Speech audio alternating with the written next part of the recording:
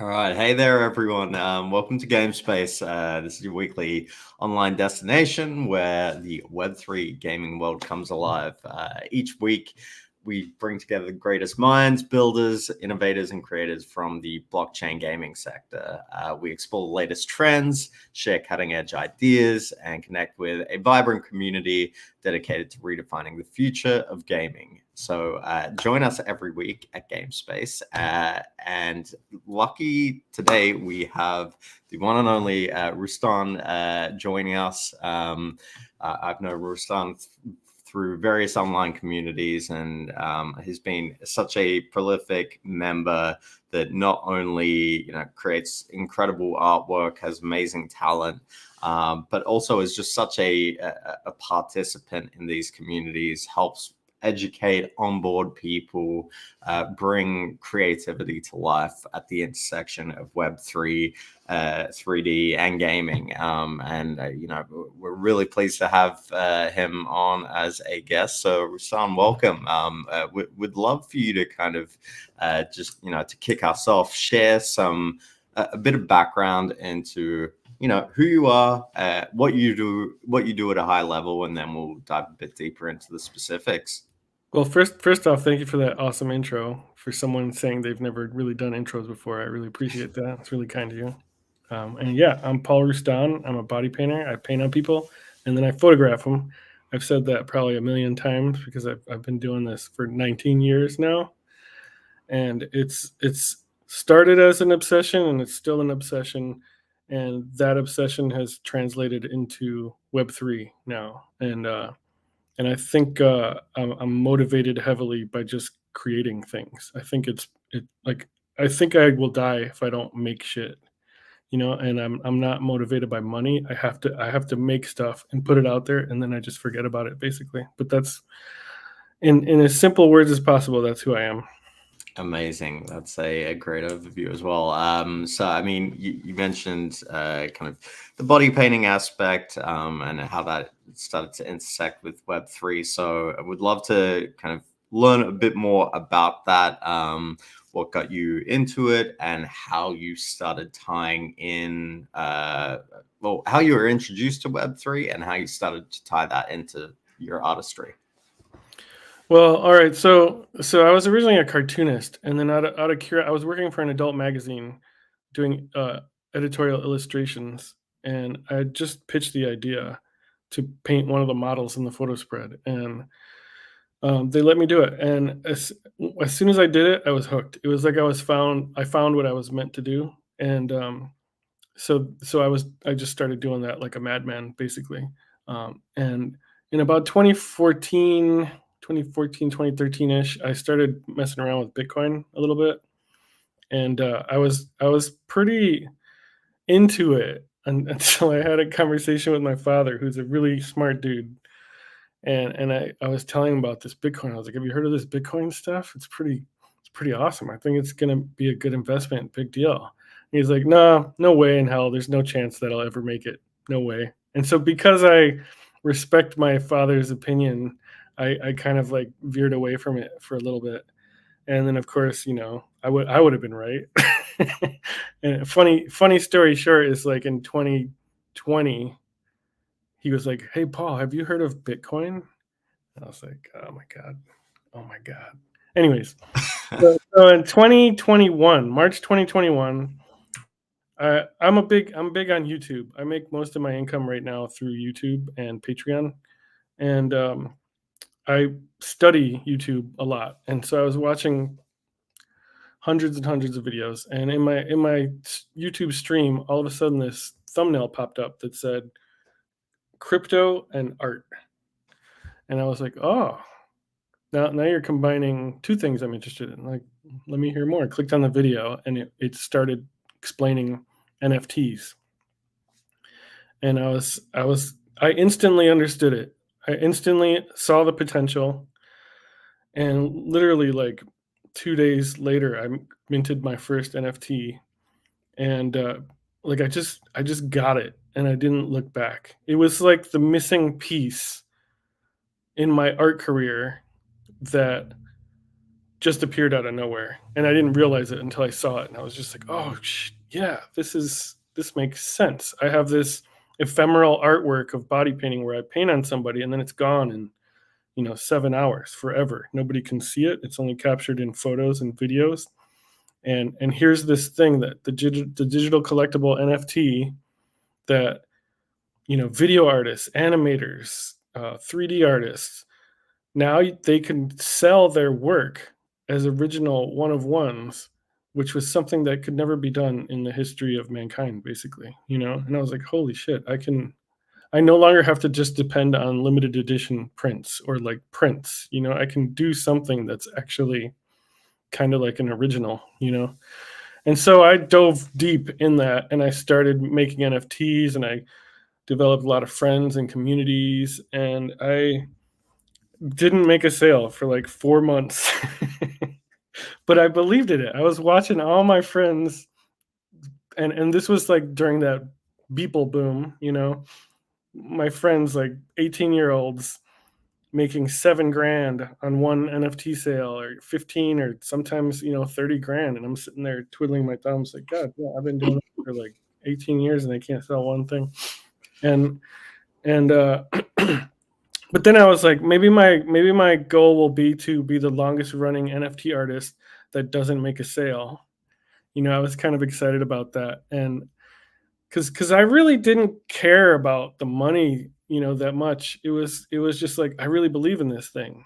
I really believe in this thing, and so I stayed with it. I never gave up. I just basically, I mean, it was like moving from like barely making money in real world art sales to like barely making money in NFTs. It was not a huge trade-off for me. I was like, I'm still here, obsessed, creating, pushing art, so I'm gonna keep pumping it in this new platform that I totally believe in. And then like within the 4 months, I started I became aware of this platform, Hicket Nunk Hen, and it was a very accessible platform for artists. So you could buy a piece of art for literally like $1, and that started to make a lot of sense to me, because I saw it as additions. I've participated in the gallery scene, the real life gallery scene, for, I don't know, man, Jesus, like 15 years, 16 years, something like that. And I've sold tons of prints, and I understand selling a one of one kind of big, huge, large piece for a high amount of money versus like selling an edition of 100 for cheaper. So it made sense to me, and I was like, oh, this is what we're missing in this craze of like Beeple madness. People are going after the one of one big sales, and I was like, no, I want to collect collectors. I don't want to make one sale and it goes to one person, and then maybe that person dies in an accident, and then nobody ever has access to the NFT again. I want to have like 100 collectors, and I want them to become part of my team. Now we can build relationships, and I was like, this makes sense. So I took one of my most popular NFTs in the real world art scene, and I listed an edition of 100 of those for like one Tez, which at the time was like $3, something like that. And I sold out all of them in like 3 hours. Wow. After like 4 months of like not making a sale. Yeah.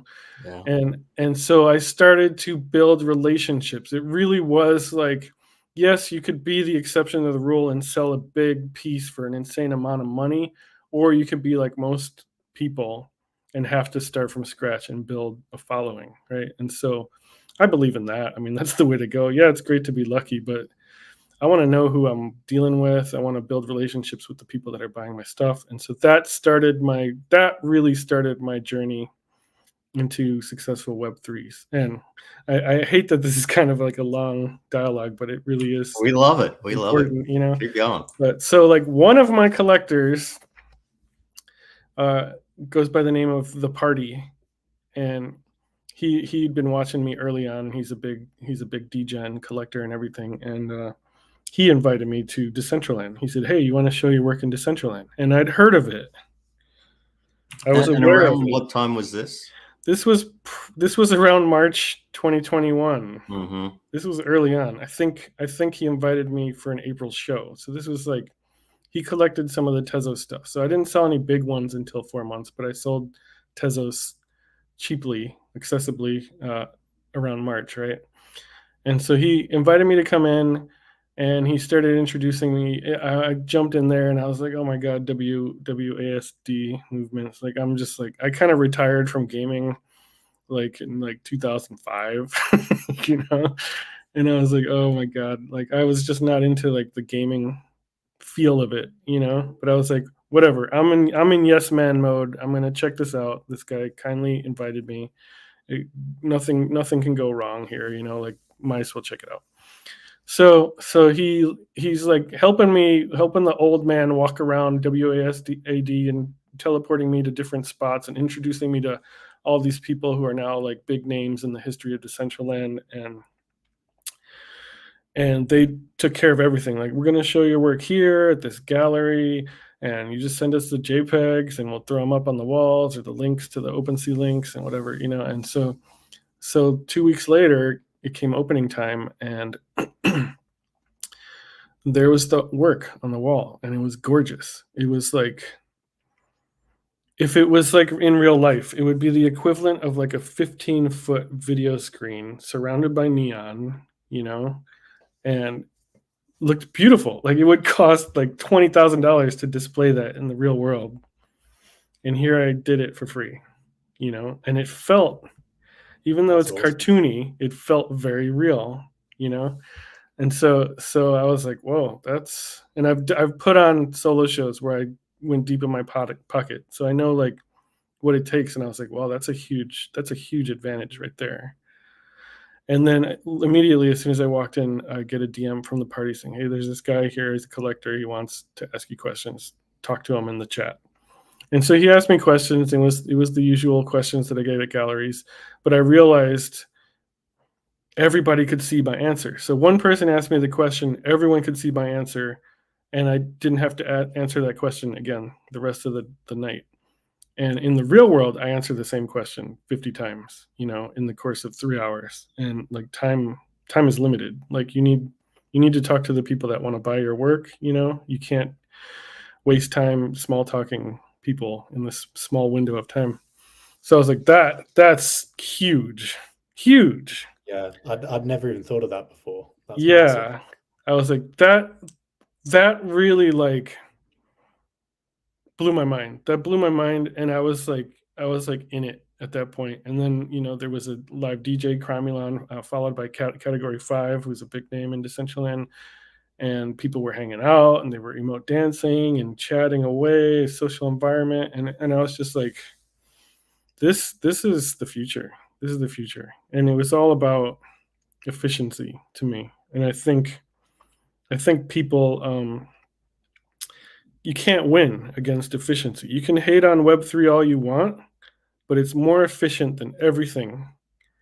Like my first dip into really experiencing Decentraland after I bought land, or yeah, I bought land probably 4 months after that, because then I started making a lot of sales in Tezos, and I bought land in Decentraland, and then I got to see the Metaverse Music Festival, and I got to see Deadmau5 perform. And that again blew my mind, the lighting effects and everything. And I was like, man, if this was a real life show, this would be so expensive to put on. And here I am sitting in my underwear on the computer experiencing this, you know. And then I have like a Deadmau5 Heads NFT, which gives me free admission to his live concerts. And so I went to one in Los Angeles, and I was like, Decentraland was better. Because I had to drive to Los Angeles. I had to park. I was early because the times got messed up. So I had to kill 3 hours with my wife. And then he didn't go on for like another 2 hours once it went on. And I was just like, man, this is so inefficient. People were bumping into me. The place was packed. I was like in fight or flight mode, ready to fight a bouncer. And I was like, this is not fun. And like I was tired when I got home, and I was like, man, the metaverse is the way. The metaverse is the way. But yeah, Amazing. to answer your question.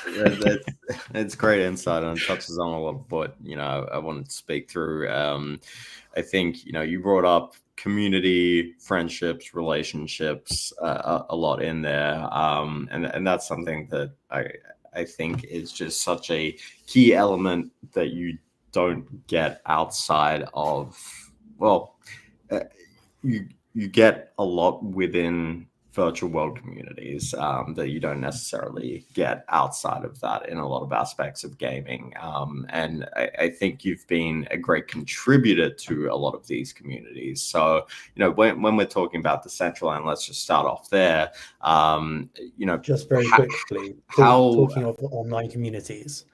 Roustan, what's that? Sorry? Could you, sorry, I was just going to say, talking of online communities, Roustan, could you please like and retweet the link for this? I chucked it to our Discord chat. I believe I did already. the live stream, I did already. Okay, awesome. Thank you. Cool. Sorry. Yeah, no, you're all good. So, I mean, with Decentraland, you talked about the community aspect of it. How has that fostered originally, and how has that helped you as an artist and as a participant in these spaces grow and connect and build that network, both for personal value, but also for from a career perspective?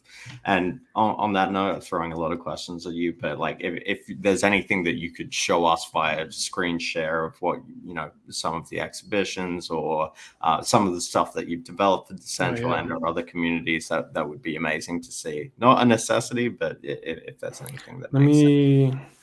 Trying to think what I have on file. I have like my link tree is Rouverse, Rouverse, that has links to everything I've built. I don't think I have my early Decentraland videos on this laptop. Not a problem. We can just speak through it. But I'm sure some of the newer stuff I could definitely probably screen share, Hyperfi stuff maybe. But yeah, so I bought land in October. I built up this profit through crypto, through selling NFTs, and I believed in Decentraland, and I came up to this crossroads of like, I think I should buy some Decentraland land with this. And it really was like the biggest purchase I ever made in my life, but it seemed like a no-brainer. Like I was like, I have to buy this. Like I'll never have an opportunity like this again. I felt like, and literally like I bought it, and like 2 weeks later, I had my first party, and that was the day that Zuckerberg announced Meta. And then there's this mass influx. Yeah. And my investment 10x'd like overnight, and I probably should have sold it then. But I probably 10x'd my investment with the relationships I made, learning how to make wearables, learning how to build, creating amazing experiences. Like I made back what I spent and then some, So to me, there was more value in that than like collecting a DGen 10x, But yeah, I built my first little basic builder gallery using their not so great building tool. They're very limited, and threw up some of my artworks on display, and people were popping in curiously while I was building and saying hello. And then I had my party, and like to give like context, my last solo art show was in 2019, I think. And I had like 500 people RSVP to that. And it was like, these solo art shows are insane. Like people turn up and it turns into a huge event. I have live body painting and art on the walls and video and live music. Like it's basically the real life version of what happens in these metaverse events, And so I was like, I don't know if I'm ever going to be able to top that. That was pretty big. That show was pretty big. And sounds awesome. I had my first Decentraland show, and I had a Pope dispenser. I say Pope, by the way. I'm Team Pope, not Poep, because I wash with soap, not soap. But anyways, I had 1,800 people show up that week to my basic Decentraland build. Met a lot of friends, met a lot of people, And it blew my mind. I was like, well, this cost me a lot less, except for buying the parcel, but like cost me a lot less than a real life show would cost. I had more eyes see it from all over the world, not just limited to the city I live in.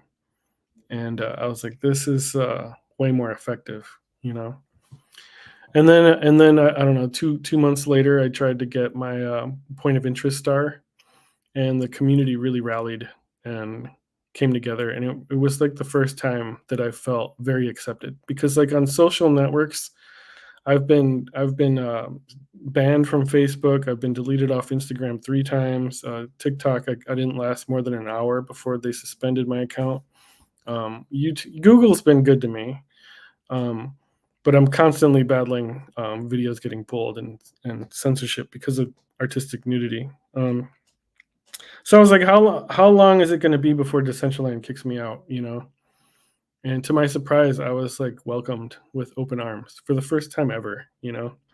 And they fought for me to get a point of interest, and that was like such a big moment in my life, feeling of acceptance. And I'll never forget that. And that community is without a doubt one of the strongest communities in Web3. 100%. And I mean that we've spoken to a couple of creators within the landscape, and the most recent one was Lucy, who's built up wearables, VRM avatars, and it's post hype, post bubble, the community that exists there now.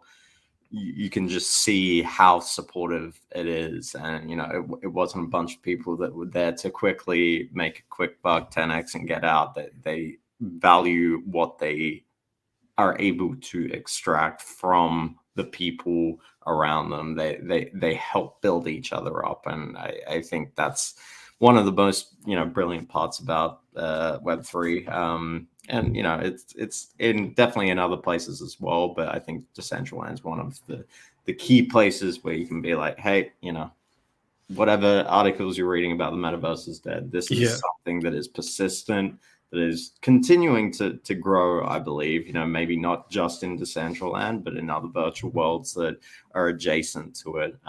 So yeah, it's good to see that, you've been able to reap the rewards from those initial investments, not only in the assets, but in the community as well. So, I mean, before we move on to other topics, is there anything that you've been working on recently within Decentraland that you'd be willing to share? What am I working on? I'm working on like 10 things at once. I guess the biggest thing is I'm helping with the in-world builder, because you have all these other platforms popping up. So I'm a member of the Last Slice community, Okay. which is you have to buy into that community with an NFT, and you get access to coders, devs, people that can help answer your questions, which in 2021 was like very needed.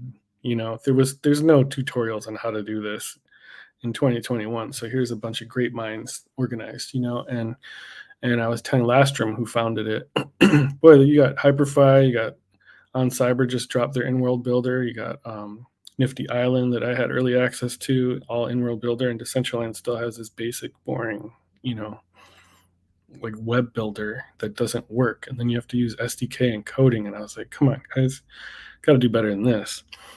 So we had a proposal passed, and we're working on the in-world builder to make it easier for people to build. So that's probably the biggest thing I've been working on, which is unusual for me because it's so behind the scenes. Like most of my stuff I put out and people can explore it, and this is just behind the scenes. And then I'm doing stuff in Hyperfi and Nifty Island now, and Voyage, and like there's just so many. I'm like dipping my toes into everything. Yeah. Would you be able to share any of your builds via screen share of in any of those platforms currently? Let's see. Even if they're I've past never builds? used this before, so I present share screen, right? I believe so. Okay. Okay. And just while you're doing that, the the hen days. I remember just going on that platform and being amazed by the talent and accessibility that was presented Yeah. there. It was kind of like a new way, you know, especially as someone who is getting recent exposure to NFTs, something that makes more sense from a general consumer or collector's standpoint. But you know, that was just such a wonderful platform for people to get exposure. And are you still dropping on Tezos elsewhere? I did drop a Christmas one, but I have slowed down a little bit because a lot of people fled the during the bear market, so it's a little tricky. And it's funny because when you have like massive success and sales on that platform, and you develop relationships with people, it's not about like me continuing to just drop things and like make more money. You know, it's like, no, I want to bring value to the collectors that have been there from the start. So there's no value in me dropping something cheaper, you know, than it was Right. before.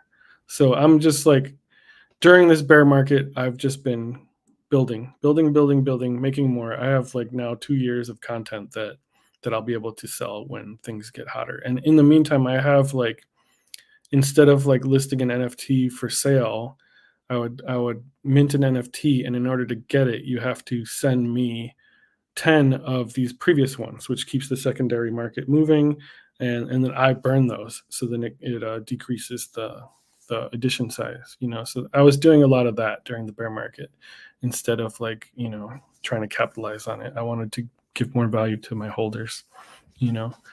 So what I have here, I don't know if this is going to work, but because I think it's going to pop up a new window, but I'll try to do it. What I have here is my link tree. Can you guys see that? Yeah, we can see that. And again, it's Linktree /Rouverse, ROUVERSE. And it has like every build that I've made, starting with my Hyperfi, because Hyperfi is my favorite. And I did this build of a model who passed away, Julia, that I'm going to pop into here real quick. Is it okay if I show nudity? Bit on the block. I'm going to let you handle that one. Yeah, I have no issue with it whatsoever. Okay. All right. So the story of Julia, she passed away. Don't get us banned from Twitter. Yeah, I'll stay far away from bits. But so back in 2019, I think it was 2018, I was asked to do a 3D scan of a model painted by this company in Santa Monica, and it was like top secret, patented design that couldn't share, you know. And so I was like, hell yeah, let's do it. So we did it, scanned her, never got access to it really. And then a year later, she passed away. And I was like, that's crazy that this exists, you know, and she's gone. And I spoke to her, like, try to keep a long story short, I spoke to her parents. I made a video remembering her, and her mom reached out to me, and we talked about it. And long story short, I told her about this 3D asset that we captured, and I got permission to use it and build with it in the metaverse. So I was able to bring her back to life, so to say, you know. And I did this in, oh cool, I can just like change it. I did this in Play Canvas. You hear the audio, right? Yeah. Yep. Oh, you can hear it with the sound effects?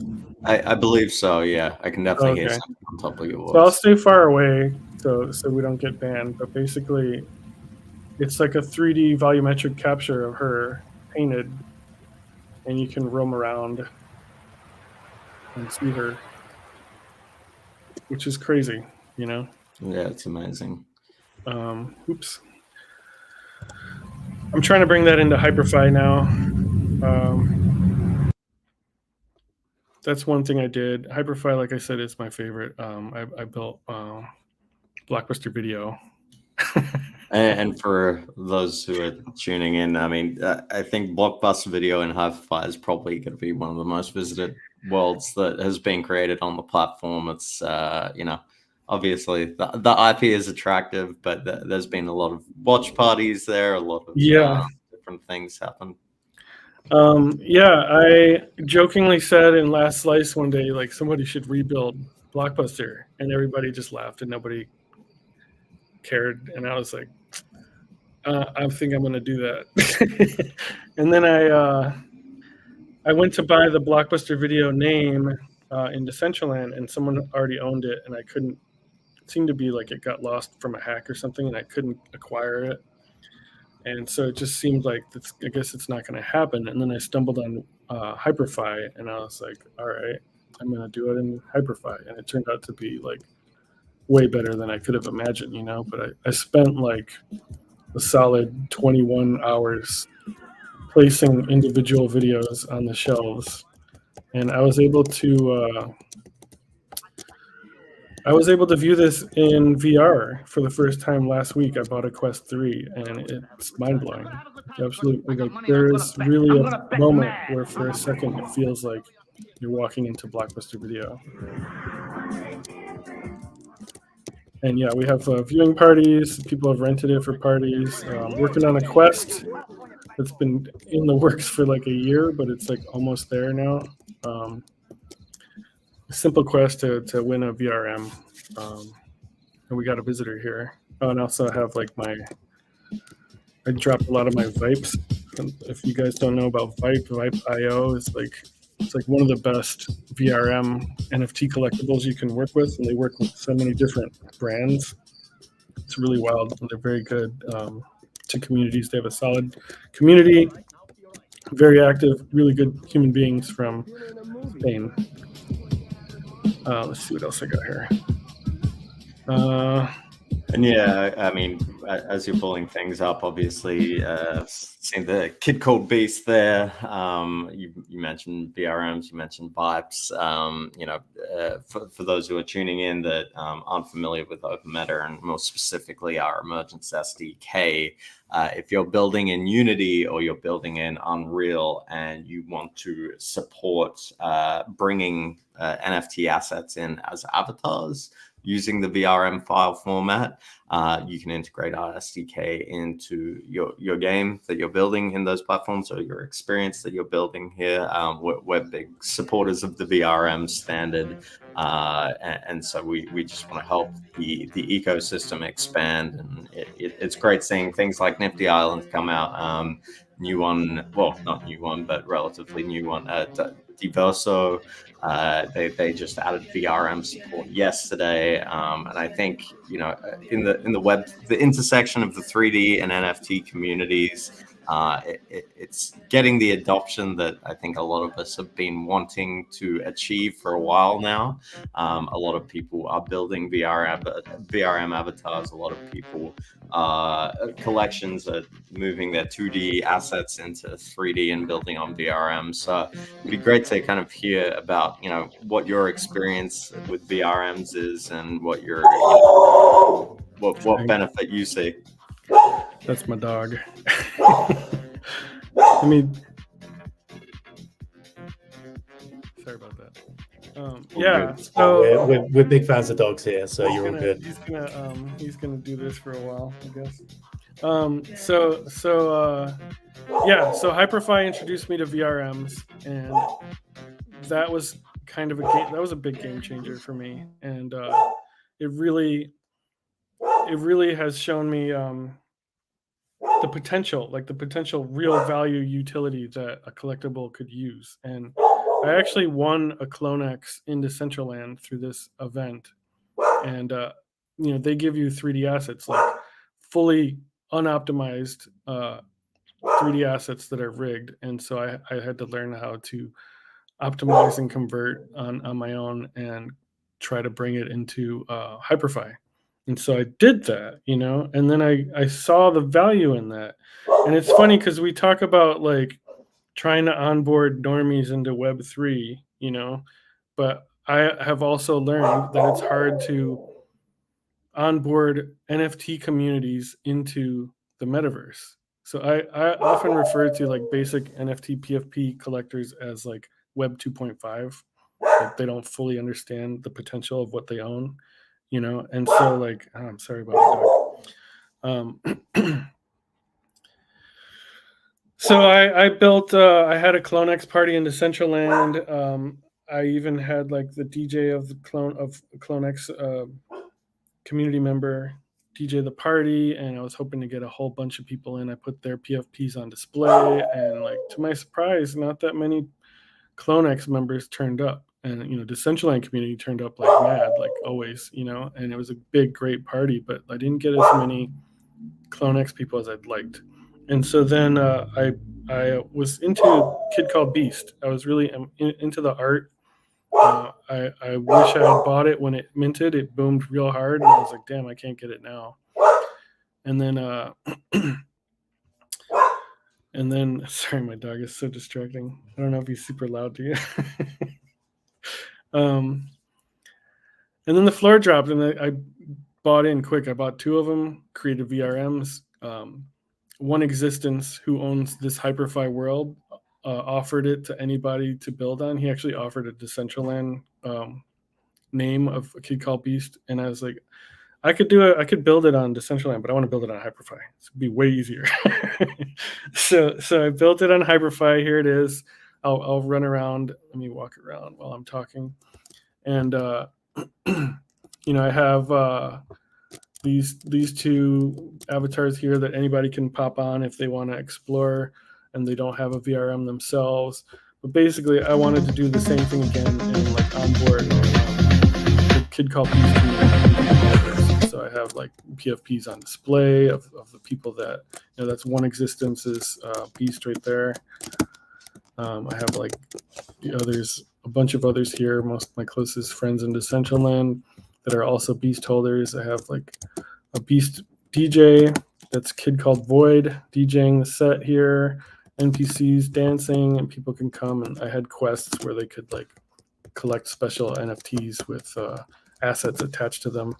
And you can drive, and it's just like it's a fun little world. It's total, to me, it's like a total slugger home run hit as far as like introducing someone to the metaverse, in the simplest way possible.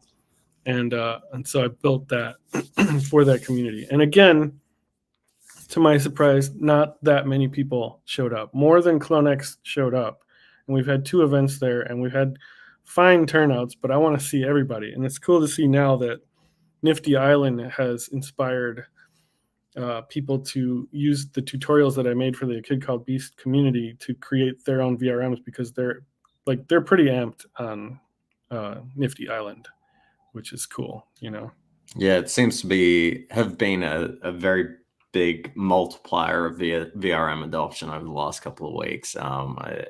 It's been great to see. I was actually looking on the marketplace this morning, and it's crazy to see how many VRM avatars are up that people are selling. Some, using the right IP, some that aren't, but still, yeah.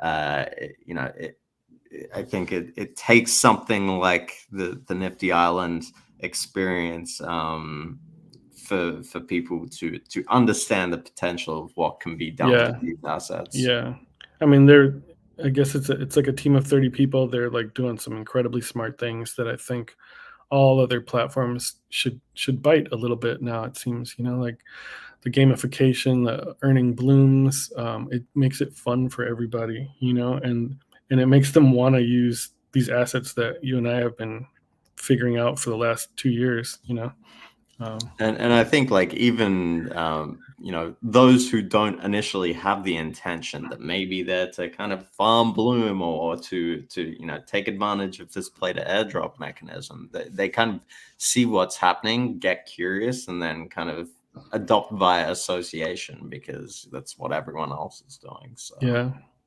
I should see if I could screen share my Nifty Island. I don't know if it'll work, but I could try it. But in the meantime, so like this, there is like this little boom happening, right? People are really starting to understand VRMs, and they're wanting to make it, and they're going through the effort of making it, and they're trying out platforms now. Now that a lot of beasts have made their VRMs. I want to bring them and have another Hyper-V party because now they can use them, So I think they're starting to open their eyes a little bit, remove the blinders, right? Meanwhile, I'm like I said, I bought the Quest 3. I'm like starting to really investigate VR a little bit. I created this VR build in Hyper-V, and I made it as optimized as I could so it works on mobile and VR. And basically, in case people want to test this out, they just go to your link tree, or is there a direct Hyper-V? Yeah, it's in Linktree, but it's hyperfi.io/Roustan. Hey, chill. And he's about to go off again.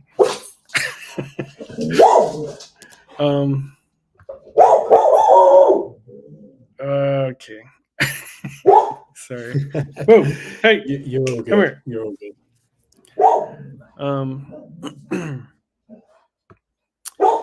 Yeah, like I'm with the greatest, probably the greatest Hyper-V creator, VoxVN, in Hyper-V.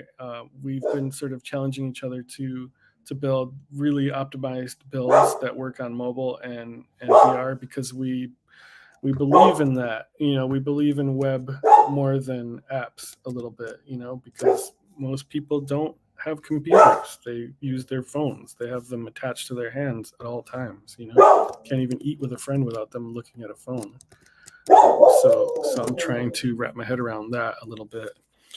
And I've been exploring Horizon Worlds and VR Chat a little bit, and some other things that are available on the Quest, and it's pretty mind blowing. The dizziness thing is real. But I have a goal right now I want to body paint one of my 3D assets in VR and sell that as an NFT collectible, So I'm trying to figure out how to do that right now. I love that idea. We should definitely speak further about that. Okay, great. Yeah, I mean, if you want to try get the Nifty Island up, you're welcome to. Not a necessity though, but yeah, I mean, just for people that see your work and see what you're doing, both from just an NFT minting and collecting standpoint, but also from developing out avatars, developing out assets. What would be a tip that you would give new creators coming into the space to help them get onboarded with this, to help them wrap around everything that's going on at the moment in the space? Well, of everything that I've built and explored over the last 3 years, I think learning Blender is the most valuable thing of all of them. Everything else is getting easier and easier day by day. Like you won't need, like I had to learn how to code a little bit to build in Decentraland. Hyper-V, you don't need to code, Nifty Island's making things easier for people, because it's pretty clear that there's only a handful of people like me that just like making stuff and putting it out there. The rest like to consume it and use it and play it and participate. They don't necessarily want to take the time to make stuff, but I think learning Blender, if you have any ounce of like wanting to make in you, I think that is the most valuable thing you can do right now. Otherwise, check out Vipe, because they do a lot of it for you. They're making it easier for people to create easily, and if not, you just buy whatever they have. They do a lot of free stuff, free VRMs and things like that. They're really building something beautiful for everybody. And then my Voyage, I think it's voyage.com. Let me double check. I should probably show that too. Yeah, voyage.com, VOIDGE. Let me stream it. So that's actually one of the worlds that I haven't explored to the greatest extent yet. I was actually in it yesterday, but I haven't really properly dug around. Would you mind kind of expanding on what they're trying to do? Yeah, totally. Let me mute this.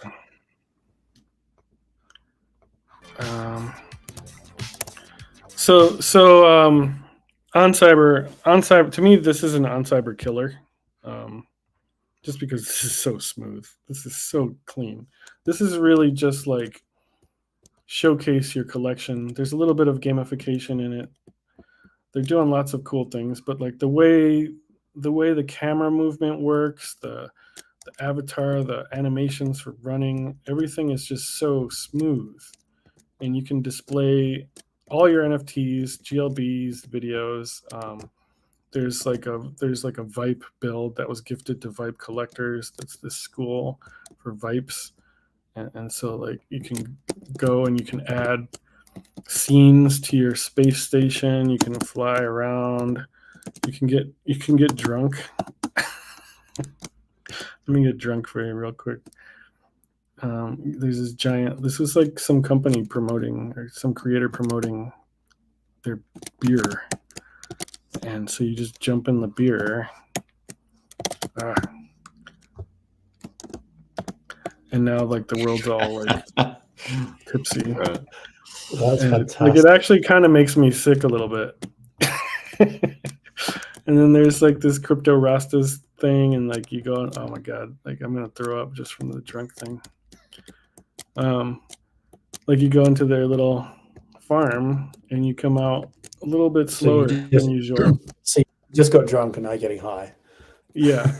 And like everything is blurry and slow. And so like I bring this up especially for those people that don't want to spend time learning Blender and create, but they have all these assets that are solid and they want to show them off in a fun, creative way. You know, like this is like I don't know. I think this is a 3-person team, and they put this together, and they're really good people. And like to jump between worlds, like you can do a random, like the animations are like this is jumping to another world. And there's great sound that I have turned off, but so right now I'm in this other person's station, you know, and it's really cool. It's really well done, and they have lots of plans ahead of them to make it more fun and exciting. But right now, to me, it's like very, very smooth, very clean. So I'm pretty impressed with it. Do you have any idea if they're looking at any additional avatar support, VRM support, or anything like that? Yeah, they're gonna allow multiplayer. Right now it's single player, but there's gonna be multiplayer. There's gonna be gamification. There's gonna be uploading your avatars. They're actually doing a big Mickey Mouse Steamboat Willie avatar drop tomorrow. Oh, that's right. I did see that. But you have to jump on that and like build your station and invite friends and unlock some things basically in order to be eligible for that airdrop. And it looks pretty cool, to be honest. Let me see if I could get this Nifty Island thing to load up. It takes like a while. These apps take forever. Web is the way, man. Yeah. I mean, I think that's one of the good things about, you know, especially, you know, the types of worlds you and Vox are building that are extremely optimized, run on mobile, run on VR, having accessibility to get into these experiences quickly is definitely key. And I think, but the bid on the block, anything that you wanted to, knowing that we're coming up on time, while Nifty Island may load or may not, anything you want to shout out before we head out? I don't know. I have like so much on my mind. I don't even remember what I'm focusing on. There's like so many. Nifty Island is loading though. Let me see if I can present. Amazing. I'm just having fun, like with everything I'm doing. I don't know. I got to show my entire screen, I guess. Hopefully, I don't have anything crazy. Oh wait, it won't let me show my entire screen. Window, Nifty Island. There we go. Let's see if that's working. Ah, damn. Hold on, troubleshooting.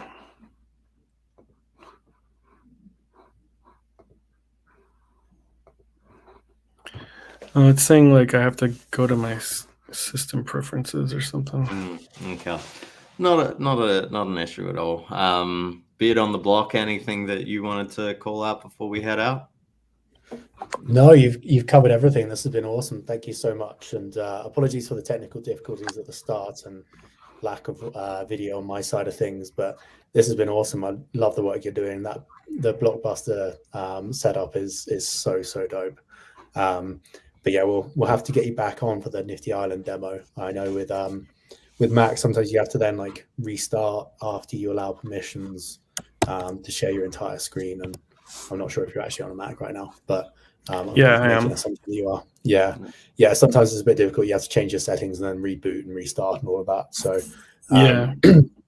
But I would love to get you back on and show your latest collections and see the Nifty Island stuff as well. Yeah, what I was going to show you on Nifty Island was my build. Like I'm just like everybody's like racing to collect blooms and play the games that they have, and like I said earlier, I'm not that into the games that much.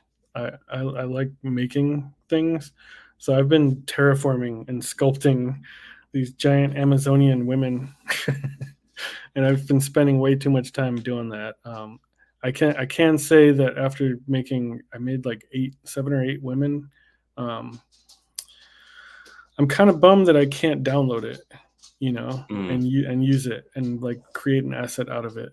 Like I should have just made it in Blender and brought them in, but it's kind of cool. It is what it is, and it's kind of cool to see. So like my Nifty Island is more of like a place to explore than a place to game and earn blooms. And I don't know. I guess one of the things that I learned, especially in Decentraland, was my value to the community was that I'm very good at thinking outside the box and introducing people to ideas that maybe they didn't consider themselves. And I encourage them to use my builds and things as inspiration, so that they can create cool shit that like nobody's ever seen before. Don't limit themselves to like what's there right in front of them. 100%. And I think everyone among the communities that you're part of deeply respects you for doing that. You've been a great educator, obviously an amazing artist, and someone that is highly valuable in helping expand the presence of what we're all trying to achieve here. So thank you so much for your time. Really looking forward to catching up in person one day, and tune in next week to GameSpace. We've got a few more really exciting guests coming up in February, and I can't believe we're already there. But yes, thanks all for joining, and take care until next time. Yeah, thank you all so much. Thank you, Roustan. Really appreciate that. Thank you for having me. Coming up next week, we've got Vega Genesis. So stay tuned for the updates and the links on that side of things. But Roustan, it's been an absolute pleasure. Thank you so much. Vega Genesis is the CloneX DJ that was at Casa Roustan for the CloneX party. There we go. He's the one that I mentioned. There we go. Awesome. Love that. All right. Thank you so much. And thank you to everyone that's tuned in and watched this or is watching it on pay-per-view. Well, not pay-per-view, you know what I mean, on demand. That's on demand. Yeah, this is all completely free, I promise. But thank you so much. See you next week. Thanks, guys.